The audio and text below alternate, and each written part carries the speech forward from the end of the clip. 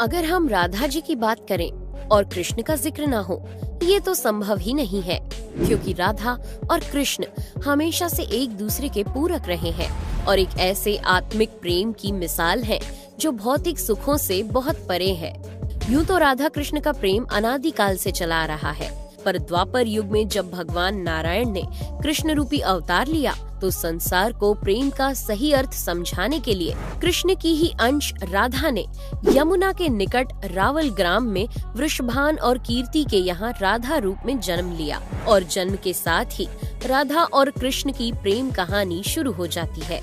मगर दोस्तों, ऐसी क्या घटनाएं और स्थिति बन जाती है कि राधा को कृष्ण के विरह का सामना करना पड़ता है और कृष्ण क्यों अपनी प्रिय बांसुरी को तोड़ देते हैं? इन सब सवालों के जवाब हम इस वीडियो में जानेंगे।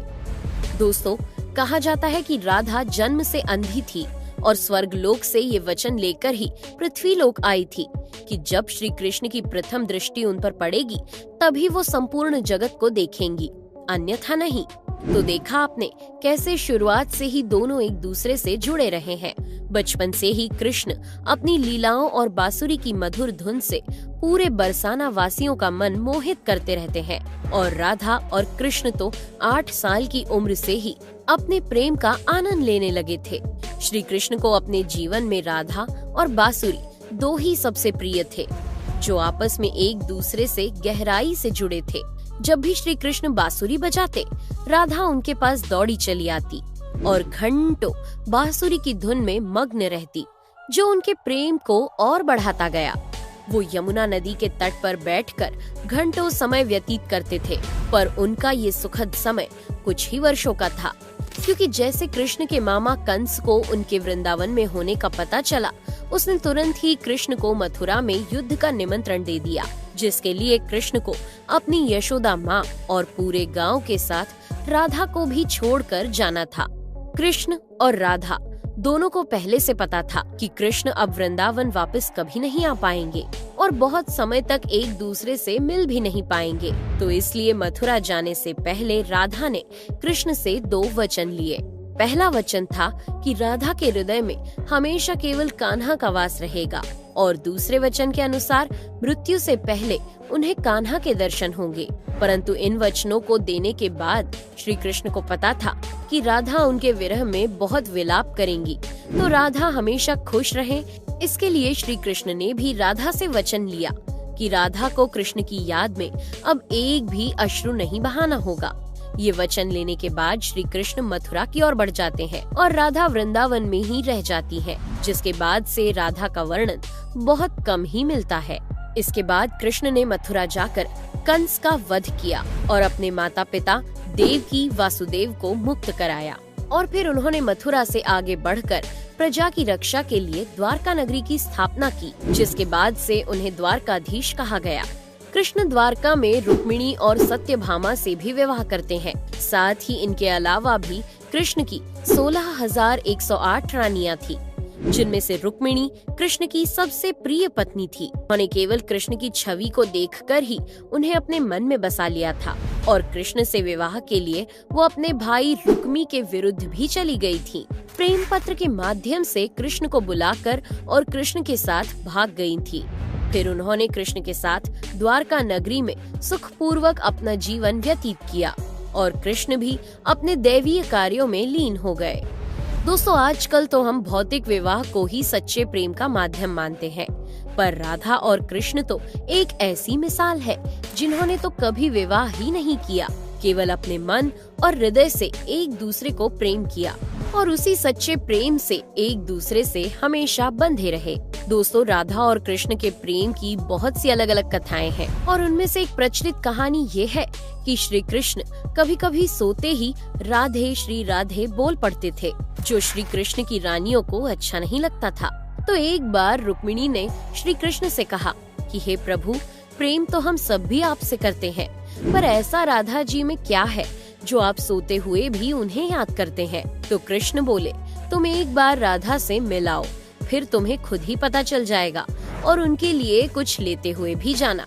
जिसके बाद रुक्मिणी राधा जी के लिए बहुत गर्म दूध ले जाती है और राधा के महल के द्वार पर पहुंचती है, जहां वो तेज और ऊर्जावान स्त्री को खड़ा देखती है तो उनसे पूछती है कि क्या आप ही राधा हो? तो वो कहती है, नहीं, मैं राधा नहीं, उनकी सेविका हूँ। राधा रानी तो 7 द्वार के अंदर मिलेंगी। तो रुक्मिणी जी 1-2 करके ऐसे सभी द्वारों को पार करती जाती हैं। दोस्तों, जब वो राधा रानी के कक्ष में पहुंचती है तो उन्हें पता चलता है कि राधा कई रातों से कृष्ण नाम जपते हुए जागती रही है और अभी ही उन्हें निद्रा आई है। रुक्मिणी राधा की सखियों से कृष्ण द्वारा मिलने के लिए कहने के बारे में बताती है तो उतने में ही राधा उठ जाती है और कहती है कि कृष्ण ने आज मुझसे मिलने के लिए किसी को भेजा है। रुक्मिणी आश्चर्यचकित हो जाती है। केवल कृष्ण जी का नाम लेने से राधा जागृत हो गई और उन्हीं के बारे में पूछने लगी। इतना ही नहीं, जब राधा को पता चला कि कृष्ण ने उनके लिए प्रसाद भेजा है तो वो बिना कुछ सोचे रुक्मिणी से वो गर्म दूध लेके पी जाती है, जिसे देखकर रुक्मिणी हैरान रह जाती है। फिर वो राधा जी से बातें कर वापस आ जाती है।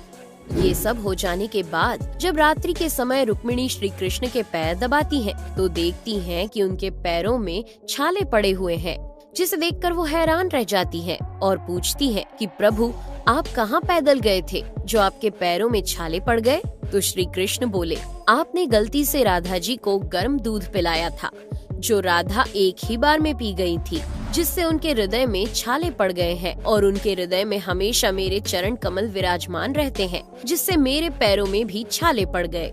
तब फिर रुक्मिणी को राधा और कृष्ण के प्रेम की पराकाष्ठा का पता चलता है कि प्रेम शरीर से नहीं, आत्मा से होता है, जो हमेशा राधा के हृदय में कृष्ण के चरण कमल के रूप में विराजमान रहता है। एक कथा में आता है कि ब्रह्मा जी ने पृथ्वी लोक आकर वृंदावन में पहले राधा और कृष्ण का विवाह करवाया था, पर इसके बारे में ज्यादा जानकारी नहीं है।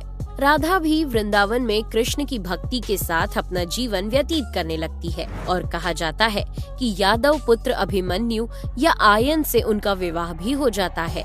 पर अभिमन्यु को महर्षि दधीची का श्राप था कि अगर वो राधा को छुएगा तो भस्म हो जाएगा।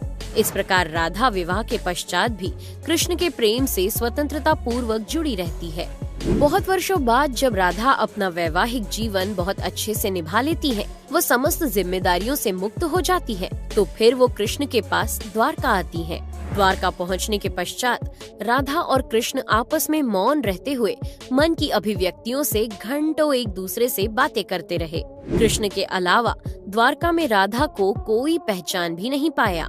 फिर राधा कृष्ण के महल में निवास करने लगी और कृष्ण ने भी उन्हें महल में देविका के रूप में नियुक्त किया, जिससे राधा महल में काम करने के साथ साथ समय मिलने पर कृष्ण की भक्ति और उनसे प्रेम पूर्वक बातें कर सकती थी।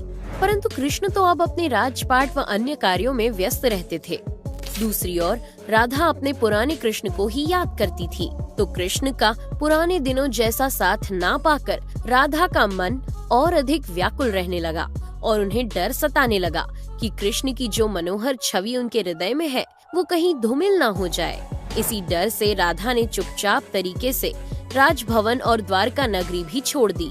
जिसके बाद ऐसे ही कुछ समय और बिताने के बाद जब राधा का अंतिम समय पास आने लगा, तब उन्होंने कृष्ण का स्मरण कर उन्हें अपने वचन की याद दिलाई। राधा के स्मरण करते ही कृष्ण वहाँ दौड़े दौड़े चले आए, परंतु राधा की अत्यंत दयनीय स्थिति देखकर वे अत्यधिक भावुक हो गए और उन्होंने राधा से अंतिम समय में कुछ मांगने को कहा, जिस पर राधा ने उनके सामने एक ही इच्छा प्रकट की थी कि वो अपने जीवन के अंतिम क्षणों में कृष्ण का वही रूप देखना चाहती है जैसा वो वृंदावन में देखा करती थी। वो उन्हें वही बांसुरी की मीठी धुन बजाते हुए सुनना चाहती है। दोस्तों, राधा का बस इतना कहना था कि कृष्ण ने अपनी बांसुरी उठाई और वही मीठी धुन बजाने लगे और बांसुरी बजाते हुए कृष्ण और उनकी धुन सुनती राधा दोनों की ही आंखों से प्रेम के आंसुओं की धारा बह रही थी। इतना ही नहीं, बांसुरी की मीठी धुन सुनते सुनते ही माता राधा ने उनके सामने प्राण त्याग दिए, जिसके बाद उनकी मृत्यु से कृष्ण इतने विचलित हो गए थे कि उन्होंने अपनी प्रिय बांसुरी को वहीं तोड़कर फेंक दिया था। तो ऐसे राधा की मृत्यु के साथ ही कृष्ण ने बांसुरी से भी हमेशा के लिए मुख मोड़ लिया। क्योंकि बांसुरी और राधा का एक अद्भुत रिश्ता था।